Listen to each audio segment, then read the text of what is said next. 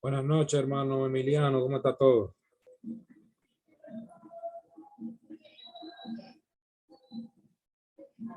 Vamos a iniciar inmediatamente con nuestro curso de hoy. Vamos a orar. Te damos gracias, Señor, por tu amor, por tu misericordia. Gracias por permitirnos estar aquí en esta noche. Queremos suplicarte que tú estés con nosotros en este estudio. En el nombre de Jesús. Amén.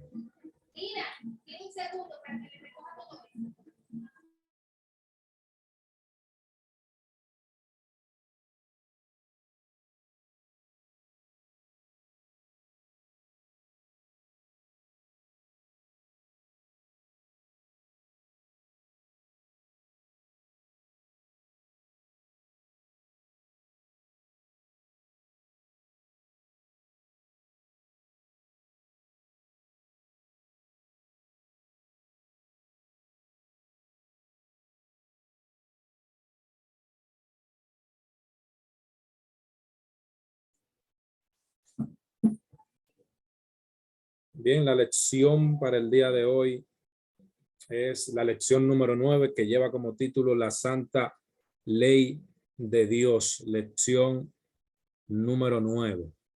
Por favor, me confirman que vean la pantalla sin problema. Sí, la pantalla se ve. Ok. Entonces, las preguntas que vamos a estar contestando en esta noche son: ¿quién escribió la Santa Ley de Dios? ¿Qué nos indica la Santa Ley de Dios? ¿A qué o quién nos conduce la Santa Ley? ¿Cuáles son los mandamientos o cuáles son los preceptos de la Santa Ley de Dios? La pregunta: ¿abolió Jesús la ley? Y por último, ¿cuáles son los beneficios de guardar la ley de Dios? Primero, antes de comenzar con la primera pregunta, yo creo que es necesario que nosotros abundemos un poquito de por qué es importante tener una ley, por qué son importantes las leyes en sentido general. Primero, a nivel científico, nuestro planeta, todos los fenómenos que ocurren en nuestro planeta son fieles a una serie de leyes que hacen que algo sea posible y también, ¿por qué no?, que algo sea imposible. De manera que cuando Dios organiza el planeta Tierra, cuando Dios pone las lumbreras, cuando deja la función de los alimentos, de los animales y del hombre, dejó leyes que son naturales, que gobiernan nuestro mundo y que gobiernan también nuestro cuerpo. El universo también está compuesto por leyes. La composición del ser humano también está en una estructura también que obedece directamente a leyes, y precisamente a una ley moral que abundamos un poquito la semana pasada. ¿Por qué es importante la ley? ¿Por qué son importantes las leyes? Primero, hay un término que se llama anarquía. ¿Qué es la anarquía? La anarquía es donde una especie de gobierno caracterizado por la falta de ley, por la falta de gobernabilidad. En el cielo, en el lugar donde está Dios, también existe una ley, y precisamente esos principios de la ley que vamos a estudiar en esta noche vienen precisamente de allá, de esos principios que hacen que el gobierno de Dios sea un gobierno gobernable. Dicho sea de paso, por eso Satanás no se encontró lugar para él en el cielo, puesto que había violentado todos los principios que Dios había dejado establecido. Entonces, para nosotros, Dios dejó una ley que está basada en dos principios básicos y que posteriormente fue resaltado en el Nuevo Testamento por el mismo Jesús, donde Jesús resumía los mandamientos en dos mandamientos principales: amar a Dios y amar a tu prójimo como a ti mismo.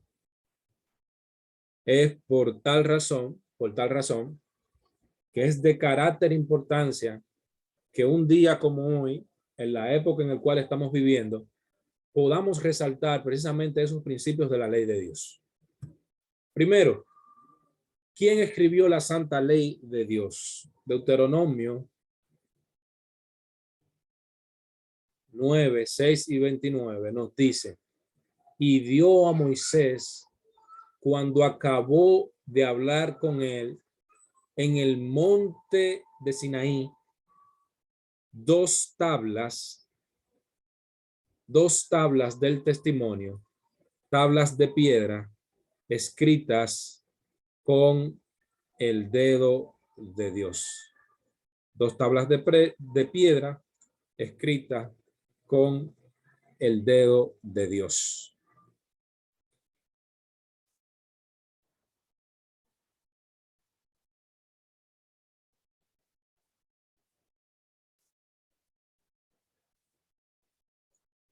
Entonces, señores, la primera pregunta: ¿quién escribió la Santa Ley? Pues el mismo Dios. Y dice que la dio a Moisés con dos tablas y que esas tablas de piedra estaban escritos con el propio dedo de Dios. Eso tiene una peculiaridad. Muchas veces no se nos menciona eso cuando nos hablan de este tema. La peculiaridad que tiene esto es precisamente que Dios ni siquiera dejó que sea Moisés que lo escribiera. Esto obedece precisamente a la razón de que Dios sabía precisamente que el tema de la ley de Dios en cualquier momento de la humanidad iba a ser un problema. Cuando alguien desobedece la ley de Dios, se está poniendo en rebeldía con Dios, entra en un estado de impiedad que precisamente hace que él levante una barrera entre Dios y la persona. Por eso, al escribirla con su dedo, Dios está diciendo: esto lo estoy escribiendo yo. Esto lo estoy escribiendo con mi puño y letra. Esto es una especie de sello, diría Dios en ese sentido. Y por tal razón, es bastante importante que nosotros sepamos que no hay forma de que el hombre pueda destruir o devorar la ley de Dios. Nuestra segunda pregunta: ¿qué nos indica la santa ley de Dios? ¿Qué nos indica la santa ley de Dios? Libro de Primera de Juan, capítulo 3, versículo 24, la Reina Valera del 1960, dice: y el que guarda sus mandamientos permanece en Dios y Dios en él. Y en esto sabemos que él permanece en nosotros por el Espíritu que nos ha dado. Quiere decir esto que los 10 mandamientos es una especie de indicador que nos resalta, que nos determina precisamente quién permanece en Dios. ¿Quién permanece en Dios? Y al nosotros saber quién permanece en Dios, nosotros podemos, sin temor a equivocarnos, sin temor a fallar, nosotros podemos asegurar que esa persona tiene el Espíritu de Dios. Porque el Espíritu de Dios resalta la obediencia. El Espíritu de Dios hace que usted sea identificado como uno de los miembros del equipo de Dios. Y es por eso que la santa ley de Dios nos da el indicador claro de quién pertenece a Dios. La siguiente pregunta: ¿a qué nos conduce la santa ley? ¿A qué nos conduce la santa ley o a quién nos conduce la santa ley? Gálatas 3:24 dice, de manera que la ley ha sido nuestro ayo para llevarnos a Cristo, a fin de que fuésemos justificados por la fe. Aquí quiero resaltar algo bastante importante. El apóstol Pablo resalta e identifica precisamente que la ley tenía como función llevarnos a Cristo y que ella funge como ayo. ¿Qué es un ayo o qué era un ayo en los tiempos de Pablo? Un ayo era una persona que conducía a los niños a la escuela. Usted se va a encontrar con información cuando busca la palabra ayo, de que el ayo era una especie de esclavo que estaba a confianza de los padres y tenía la responsabilidad de llevar a los niños a la escuela. Pero ese ayo, aunque no era considerado un maestro per se, sí jugaba un rol importante dentro del desarrollo del pueblo y dentro del ambiente judío. ¿Por qué? Porque había una función que le había dado Dios en el mismo libro de Deuteronomio, le había dado Dios a los padres, de enseñarle la ley a los hijos mientras iban en el camino, mientras iban a la escuela, mientras iban qué sé yo, a la casa de la madre, a la casa de la abuela. Entonces, ese ayo tenía esa responsabilidad de llevar a esos niños a la escuela y mientras lo llevaba a la escuela, esa persona se encargaba de enseñarles cosas a los niños.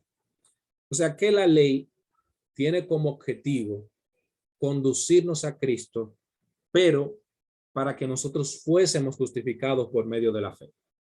Pablo no está diciendo esto de la justificación por la fe de una manera para que suene más bonito el texto. Lo que está diciendo Pablo es lo siguiente. Pablo está diciendo, mire, la ley no tiene ningún mérito para salvar a nadie. Sí hemos aprendido, y ya en el versículo que hemos estudiado en esta noche, nosotros hemos aprendido que la ley nos identifica o nos muestra quién permanece en Dios. Ahora, la salvación no depende precisamente de la ley porque la ley no tiene ese mérito.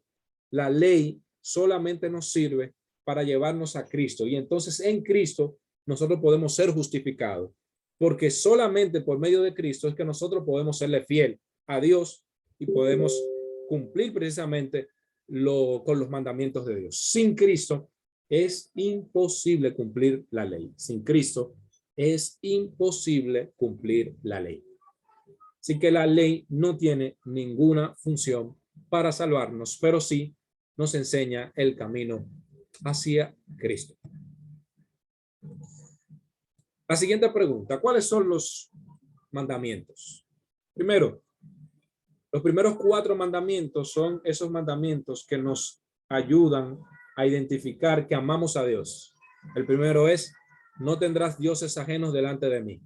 Lo que está diciendo Dios, yo soy el único Dios verdadero, yo soy el único digno de la adoración, yo soy el único al que tú tienes que rendirle pleitesía, yo soy el único que tú tienes que rendirle loor. No existe, no tengas dioses delante de mí porque no existe otro Dios. Y al usted pensar que existe otro Dios, está negando la existencia del verdadero Dios. Dios no negocia eso. No se debe tener ningún Dios ajeno delante de nosotros. Hoy en día quizás muchas personas no vayan y adoren una qué sé yo, una estatua. Así hay algunos que adoran imágenes y todo eso. Pero en el tiempo judío de aquella época, en el tiempo de Moisés, la adoración politeísta era la norma. Todas las naciones tenían muchísimos dioses. Solamente el pueblo judío era una de las pocas religiones, si pudiéramos llamarlo de esa forma, que tenían un solo Dios y era precisamente con ese mandamiento que Dios había dado. Siguiente, no te harás o inclinarás y honrarás imágenes. Lo que está diciendo este mandamiento es que es prohibido hacer imagen de lo que usted cree que hay en el cielo, de lo que usted cree que hay debajo de la tierra, de lo que usted cree que hay en la tierra. No es correcto la adoración de imágenes. No se puede adorar santos, no se puede adorar vírgenes. Dios dijo, no se hagan imagen. Tercero, no tomarás el nombre de Jehová tu Dios en vano. Este mandamiento resalta precisamente el cuidar, nosotros pronunciar y utilizar el nombre de Dios en cosas que realmente no viene al caso. El mismo Jesús en los evangelios dice que usted no puede jurar ni mencionar el nombre de Dios ni tomarlo en vano, porque usted, por más que usted haga, ni siquiera puede aumentar un codo de estatura ni agregar una hebra de cabello. Así que es importante que cuando hablemos, que cuando hagamos cualquier cosa, no tengamos que tomar el nombre de Jehová, nuestro Dios, en vano. Santificad el sábado como el día de reposo. El mandamiento dice: 6 días trabajarás y harás toda tu obra, mas el séptimo día es día de reposo al Señor tu Dios. Si usted no quiere ni siquiera creer, precisamente en esto del mandamiento, del cuarto mandamiento, déjeme decirle que independientemente de que usted crea en la Biblia e independientemente de todas las religiones que hay, el mundo está configurado para tener un día de descanso. Muchos, como los adventistas, guardan el sábado, los judíos, los bautistas del séptimo día, guardan el sábado, otras religiones guardan el viernes, otras religiones guardan el domingo. Independientemente de la verdad del sábado, el ser humano necesita un día de descanso. Y el mismo Jesús dijo que el sábado tuvo que ser hecho por causa del hombre.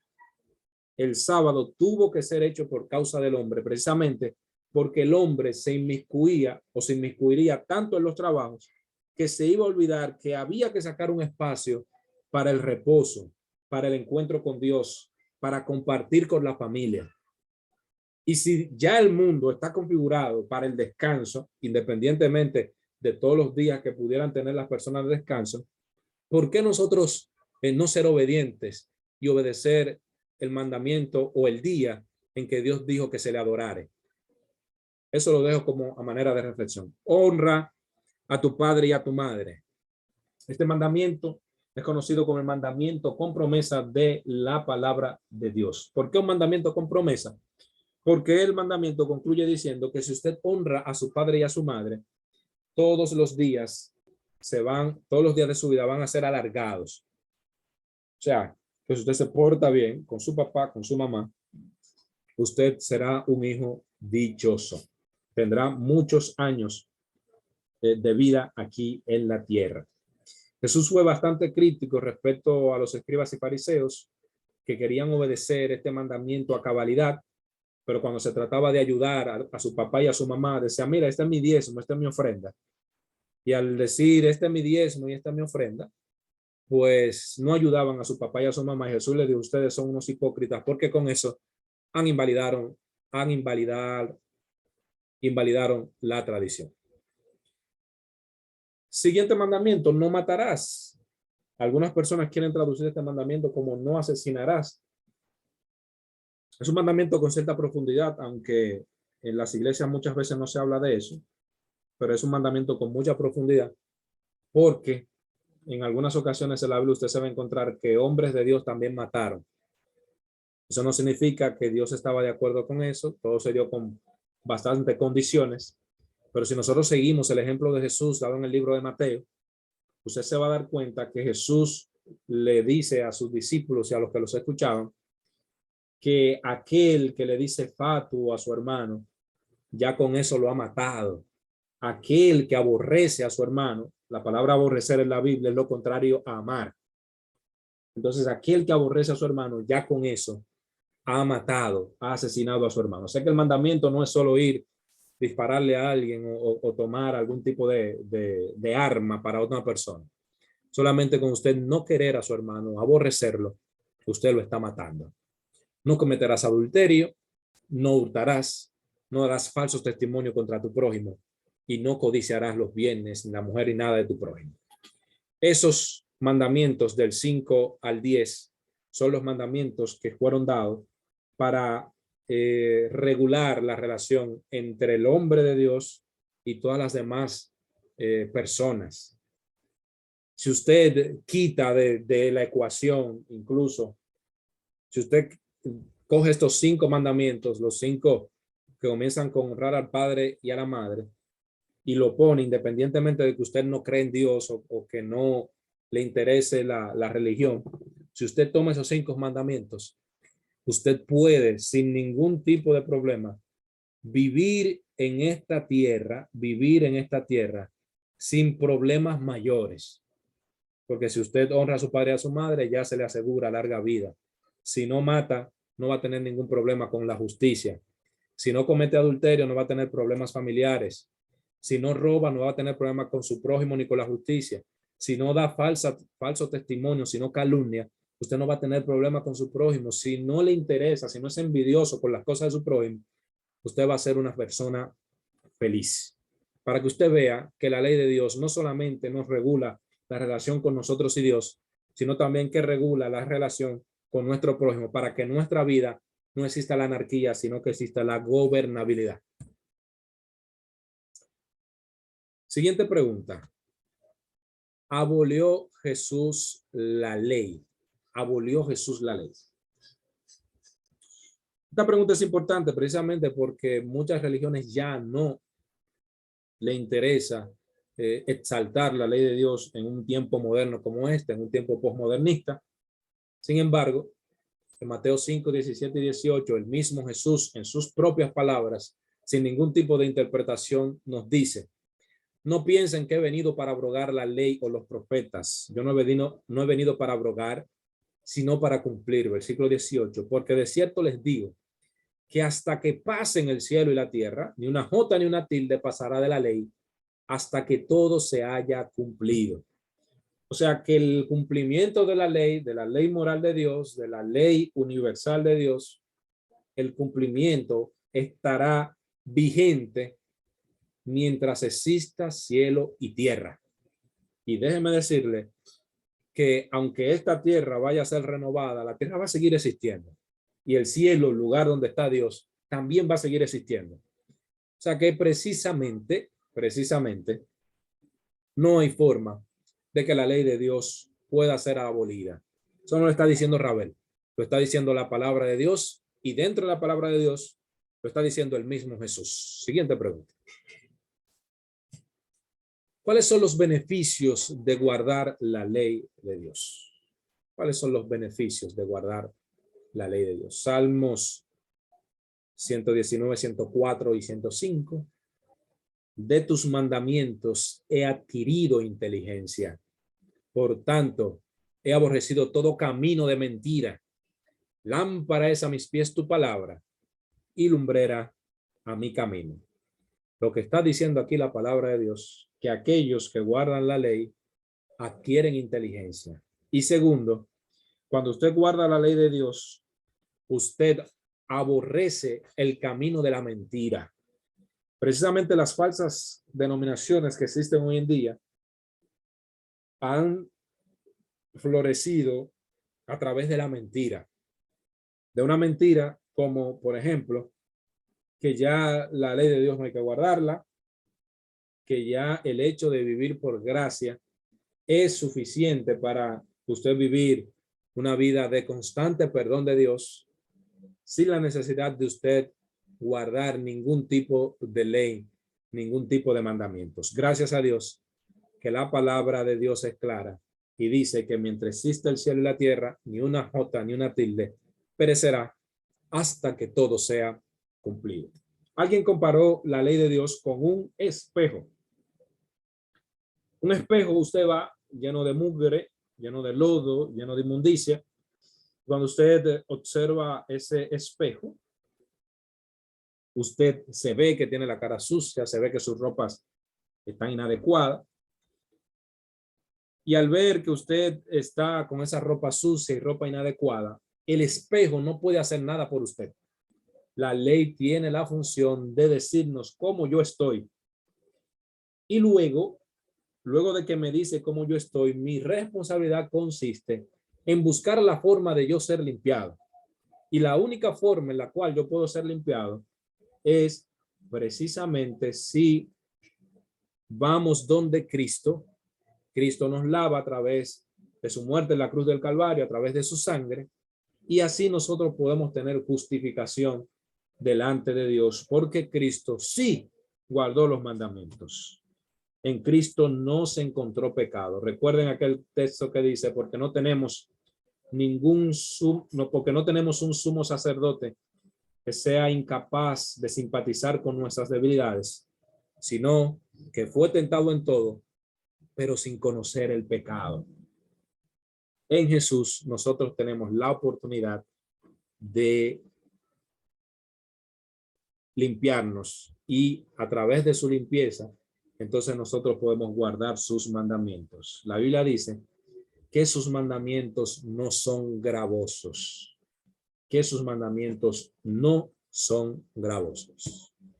Ha llegado el momento de las preguntas.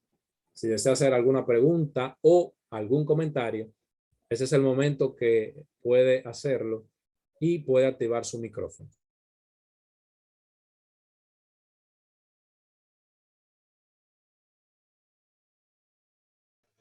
Todo está claro, Javier. Muy bonito, muy buena intervención. A ver, Hermano. Gracias, hermano Isidora. Adelante, María.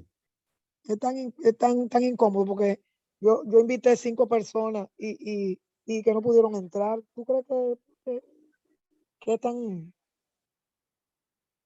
tan difícil para ellos entrar? Porque dije, no pudieron entrar ninguno comunicándome con ellos. Que revisen su internet, que el otro día era así, era el internet que tenía problemas y no podían entrar. Hay que verificar si ellos pudieron instalar bien la aplicación, porque con el link, solamente si tiene la aplicación instalada, desde que usted le da, se abre. Claro, sí, sí, exacto. Si van a la iglesia esas hermanas en algún momento y no la han descargado, se puede acercar ahí a la cabina para que No, le yo voy a ver si le la consigo cita aplicación. el próximo jueves. Sí, para ver cómo, Exacto.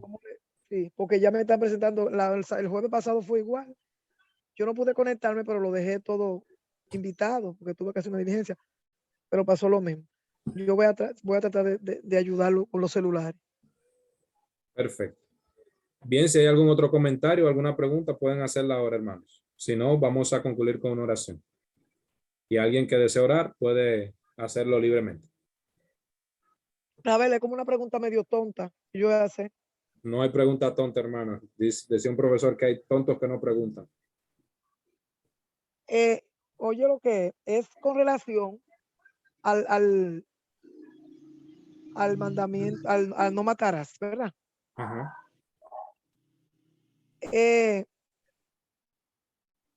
Alguien me preguntó una vez que la ley fue escrita por Dios, por el dedo de Dios, ¿verdad? Ajá. Entonces, antiguamente, antes la ley siempre ha existido. Entonces, ¿cómo antes para resolver y para accionar en cualquiera de los imperios existía la muerte para librar cosas? O sea, se mataban entre sí para librar cosas. Ok. Por eso decía que en mi intervención decía que es un mandamiento que se habla poco en las iglesias, pero que es bastante profundo.